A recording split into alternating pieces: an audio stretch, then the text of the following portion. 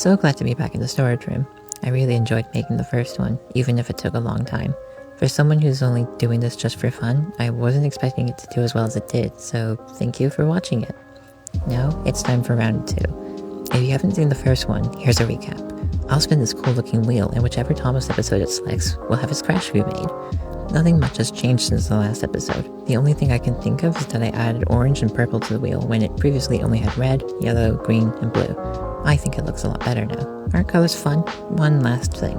If you want to play with the wheel yourself, you can find it at wheelofnames.com. I have no connection to it, but I found it really useful for things like this. There will be a link in the description that'll take you right to it if Google is too scary.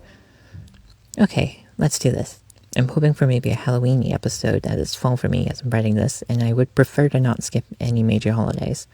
But that's not up to me. It's up to the wheel. Spin it.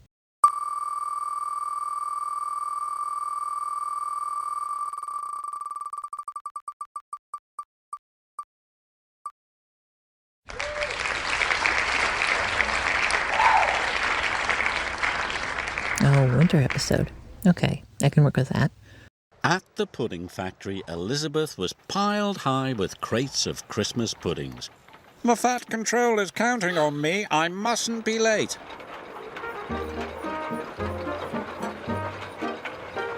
She chuffed onto the icy road.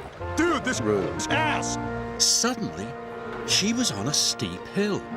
Her driver applied the brakes. Elizabeth slid out of control into a deep snowdrift. Poor Elizabeth.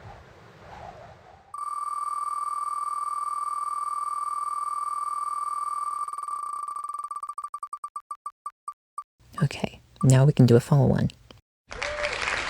Nope, that's winter again. Might as well make use of the snow while I have it. Soon, Oliver was loaded and on his way. The snow was cold. It had frozen the points and diverted Oliver into the station sidings. "Oh, shiver my boiler," cried Oliver. His driver applied the brakes. "Is there a problem, Mr. Oliver?" "Yes! There is!" "That could have been a little smoother." Oliver felt awful. He thought the children would be upset about their snowman.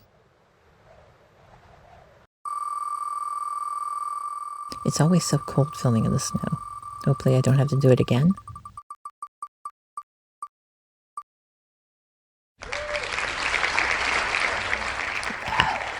Okay. Thomas raced out of the warehouse. He had a very important job to do, but he was puffing too fast. Then there was trouble. Thomas took the wrong track. He applied his brakes hard. "Cinders and ashes!" cried Thomas. He heard the flatbed crash into the buffers and then splash into the canal. Oh no! Sir Topham Hatt's tree! It's not a tree, Thomas! That's what I was trying to tell you! It's a load of pipes!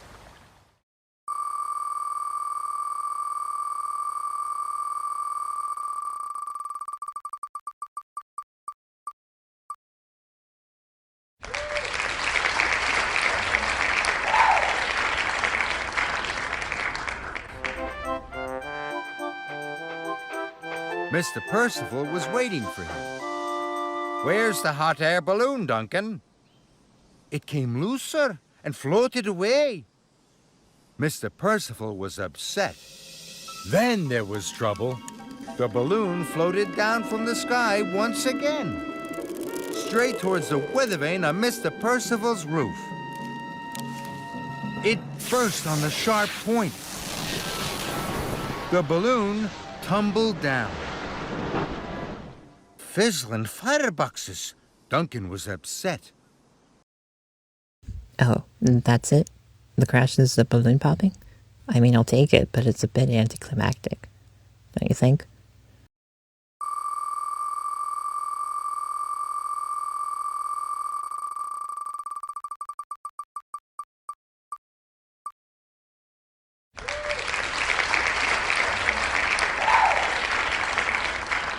Thomas didn't notice. He went even faster. And so did Sir Topham Hatt and Mr. Bubbles.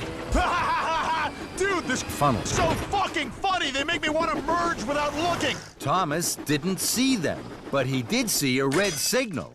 Thomas put on his brakes. More bubble liquid splished out and splashed onto the road. Sir Topham Hatt's car skidded and skated right into a pond.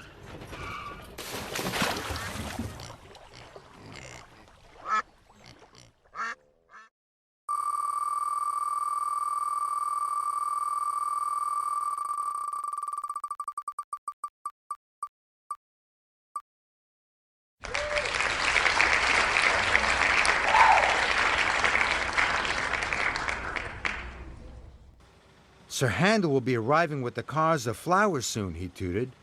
Why don't we all peep him at once? The little engines were excited. And they all found hiding places. As Sir Handel puffed into the wharf, there was nobody to be seen. Now, cried Thomas. He blew his new whistle as loudly as he could. The little engines blew their whistles too. Sir Handel biffed his freight cars in surprise. Flour flew up into the air like a great white cloud. You look like a ghost, laughed Rusty. Whoa, laughed Sir Handel. Look at me, I'm a ghost. And he steamed away. Soon all the engines were chasing each other. And no one was doing any work.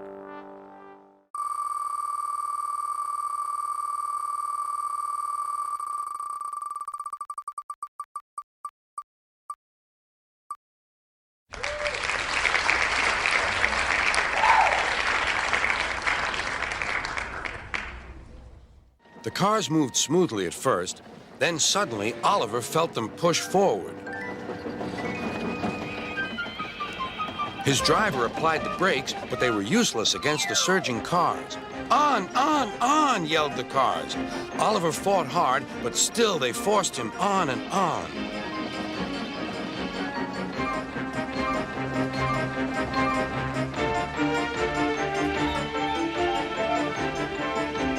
At last, the cars grew tired. I'm winning, gasped Oliver. But it was too late.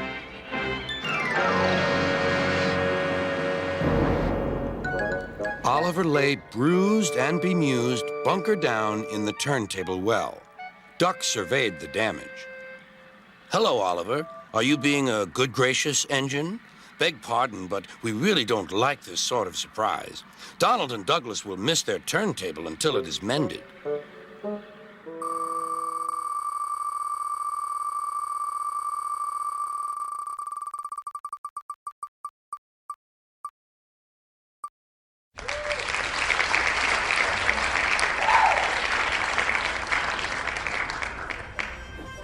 So Thomas puffed Bertie onto the Shake Bridge. Then there was trouble. The bridge made the flatbed jiggle and joggle. And Bertie the bus rolled off. Thomas didn't know. Wasn't that grand, Bertie?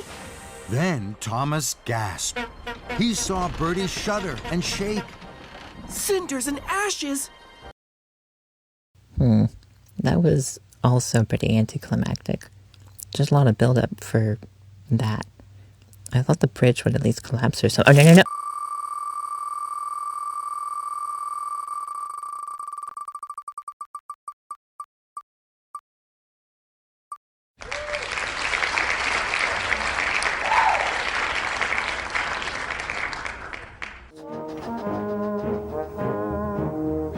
Gordon puffed into the station. He was very excited. There were lots of people he could show off to. Watch how smoothly I can go! Gordon was so busy showing off, he didn't see how icy the track was.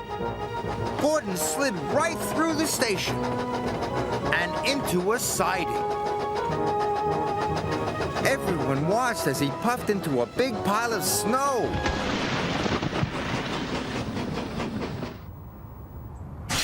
Yuck! coughed Gordon. Luckily, no one was hurt. Okay, last one. Please be good.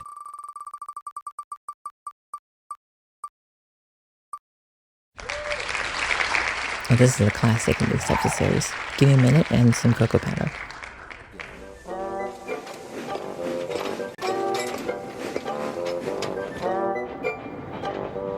When Thomas arrived at the chocolate factory, it was getting late. Hurry up, cried Thomas. If I'm quick, I might still get to take some children. The workmen loaded Thomas's freight car as fast as they could.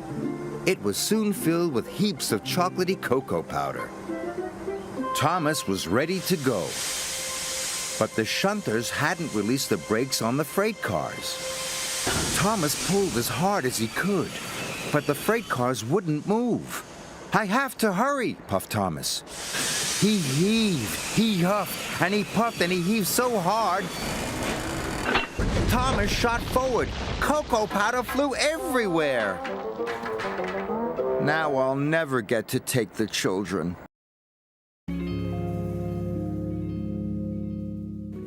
And that's it. 20 total crashes, I think.